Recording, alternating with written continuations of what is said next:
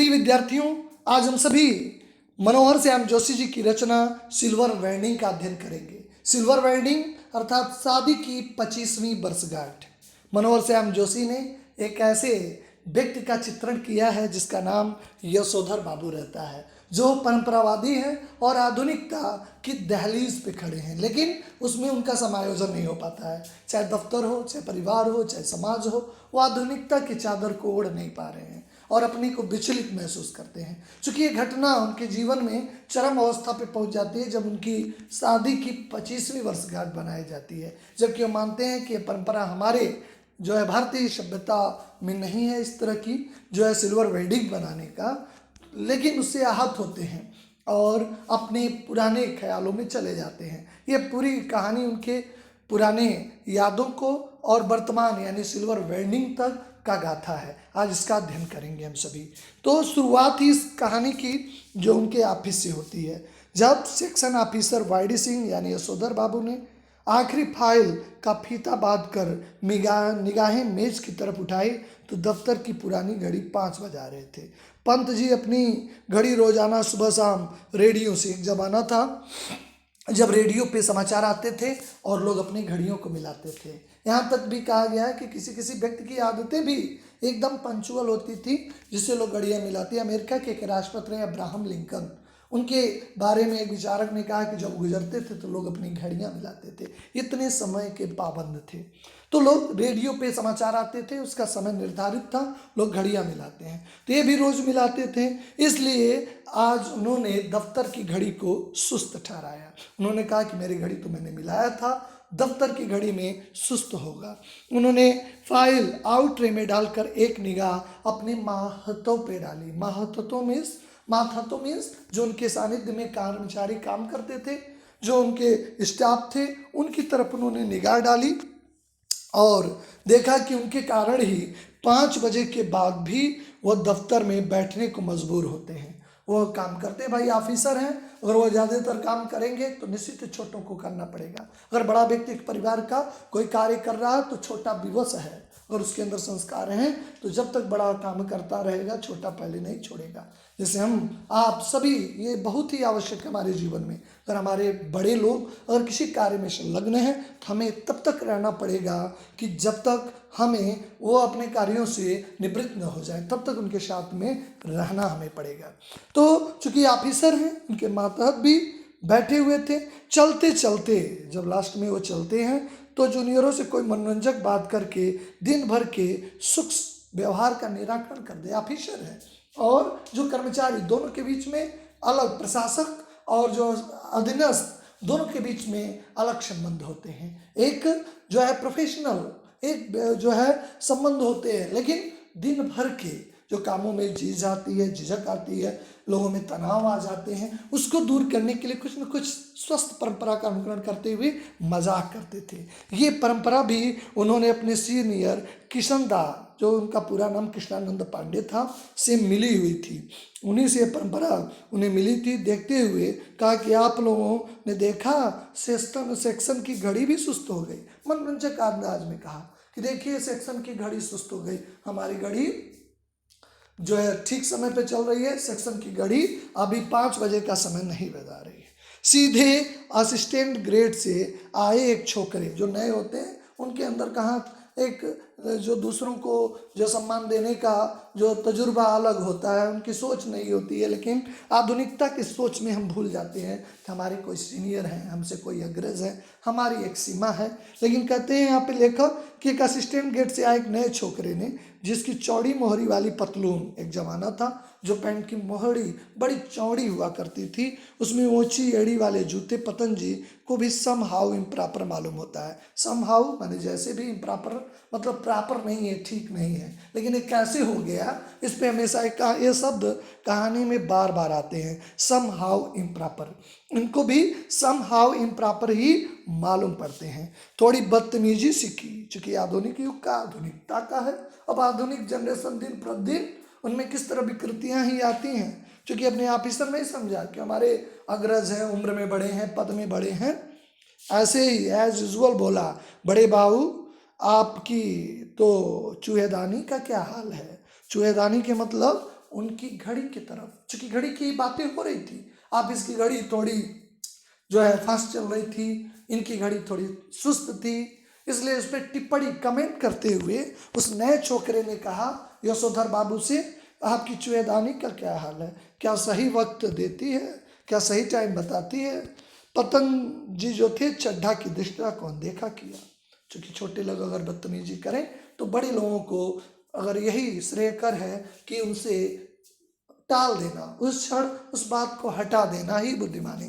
कहा गया अगर दुष्ट अपनी दुष्टता न छोड़े तो एक सज्जन को अपनी सज्जनता भी नहीं छोड़ना चाहिए। एक विचारक ने यहाँ तक कहा गज से 1000 गज, यानी हाथी, गज मतलब हाथी की पर्यायवाची, एक गज जो मेजरमेंट का भी पैमाना होता है, गज से 1000 गज, दुष्ट से कई हजार गज दूरी पे रहना चाहिए। तो जिसका स्वभाव है हम नहीं बदल सकते, क्योंकि चाल 40 बरिस, दशा 10 बरिस, और व्यक्ति का स्वभाव तो जीवन पर्यंत रहता है, उसमें कोई चेंजेस नहीं हो जाता। ईश्वर ने अंतर्मुखी, बहिर्मुखी, उदंड, सभ्य जो बना दिया है उसमें नहीं पड़े, इसलिए उन्होंने अनदेखा किया। अनदेखा करना ही उचित बात है। और उन्होंने कहा कि एकदम मिनट टू मिनट करेक्ट चलती है, एकदम मिनट टू मिनट करेक्ट चलती है। चड्ढा ने कुछ और दुष्ट होकर बोला, पतंजी कलाई थाम ली, बताइए, और बदतमीजी की पराकाष्ठा। इस तरह की दृढ़ता का प्रकट का विरोध करना यशोधर बाबू ने अब छोड़ दिया है, क्योंकि छोड़ देना ही अच्छा है। जब बुराई एक सीमा से बाहर हो जाए तो उस पर कब तक किसका प्रतिकार करेंगे। अगर बुराई देखें भी तो पहले तो देखें ना, अगर देख लिए हैं तो उनको आज छोड़ देना ही अच्छा है। इन्होंने छोड़ दिया है। मन ही मन उन जमाने की याद जरूर करते हैं जब दफ्तर में वो किशनदाह को भाई नहीं साहब कहते थे, जबकि उनके पूर्व परिचित थे, लेकिन वह उन्हें साहब मानते थे, जबकि उनके भाई के तुल्य थे, उनके गांव के आसपास के थे, लेकिन दफ्तर में उन्हें साहब, दफ्तर का संबंध दफ्तर में घर का संबंध। उस जमाने को याद कर देखिए, वो जमाना क्या था जब अपने सीनियर को किस तरह हम सम्मान दिया करते थे, उन्हें साहब कहते थे। लेकिन आज का जमाना किस तरह परिवर्तित हो गया, आज किस तरह समाज जा रहा है। घड़ी की ओर देखकर बोला, बाबा आदम की जमाने की ये लगता है, ये डिजिटल ले लीजिए, जमाने जिसमें डिजिटल माध्यम से कैलेंडर होंगे, तमाम चीज़ें होंगी। आज डिजिटल घड़ी क्यों नहीं ले लेते। ये तो बाबा आदम जब गुजरे जमाने की चीज़ों को हम बाबा आदम के जमाने की चीज़ कर देते हैं। कहते हैं यशोधर बाबू, इसको तो हम चेंज नहीं कर सकते क्योंकि मुझे शादी में मिला है। ये पुरानी चाल के, हम भी हमारी घड़ी भी पुरानी चाल की, अरे लेकिन आज भी सही है कि राइट टाइम ही चल रही है, क्यों कैसी रही। इस तरह उन्होंने नहले पे दहले का जवाब देते हुए एक हाथ पढ़ने की परंपरा भी जो रेमजे स्कूल अल्मोड़ा से कवि यशोधर बाबू ने जो मैट्रिक पास की थी, और नहले पे दहला बातों को कहने की उनके अंदर एक हुनर था। आज आधुनिकता पे दे रहे हैं, देखिए पुराने शादी संबंध है और आज भी अच्छे चल रहे हैं, घड़ी भी अच्छा चल रहा है, गृहस्थी भी अच्छा चल रहा है। और आज के युग में कब संबंध हो गए, कब बिखर गए, आधुनिकता की चीज़ें कोई गारंटी नहीं है। काउंटर यानी काउंटर छोड़ दिया, उस चीज़ की कोई गारंटी ही नहीं है। व्यक्ति गारंटी मांगता है, हर चीज़ों में ढूंढता है, जबकि उसके जीवन की खुद ही गारंटी नहीं है। लेकिन कोई भी एक चीज़ लेगा उसमें गारंटी की बात पहले करेगा। तो नहले पे दहला जवाब देने की प्रवृत्ति यशोधर बाबू में दिखाई देती है। बताते हैं उन्होंने high school Ramsay school Almora से यशोधर बाबू ने पास की थी। आगे बढ़ते हुए हाथ पे सुनने वाला बतौर दाद अपना हाथ मारा करता था, वक्ता श्रोता दोनों ठहाक कर हाथ मिलाया करते। उस स्कूल की परंपरा थी, एक दूसरे को हाथ जो मिलाते थे और ठहाक कर हंसते थे।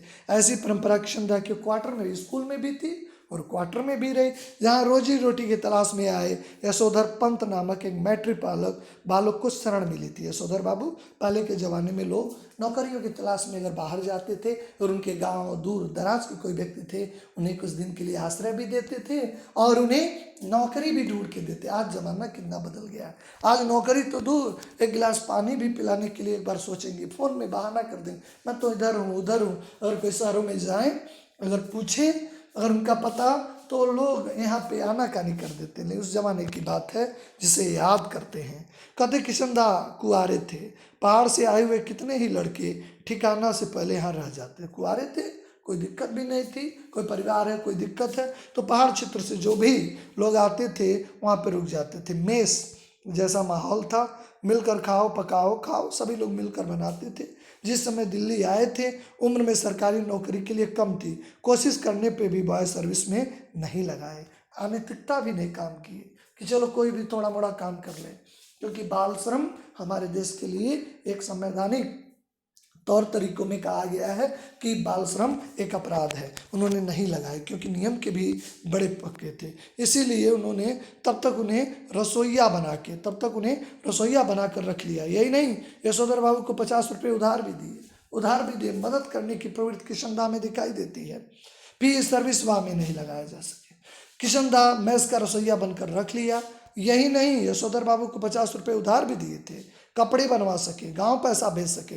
बस इसके बाद किशनदा ने अपने ही नीचे नौकरी दिलाई और दफ्तरी जीवन में उन्होंने मार्गदर्शन भी किया।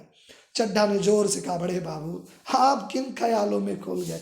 मेनम पूछ रहा है कि आपकी शादी कब हुई थी? यशोधर बाबू सक पका कर हाथ बढ़ाते खींच लिया। मेनन के मुताबिक बोले, now let me see, I was married and 6 फरवरी 1947 देश आज़ाद हुआ और यशोधर बाबू जो है बेड़ियों में जकड़ गए थे। फौरन मेरन ने हिसाब लगाया और बोला, happy returns of day sir, आज तो आपका सिल्वर वेडिंग है। जो कहानी का कथानक है, शीर्षक है, वह सिल्वर वेडिंग है। शादी को पूरे 25 साल हो गए हैं आपके। यशोधर बाबू जी खुश होते हुए झेप गए।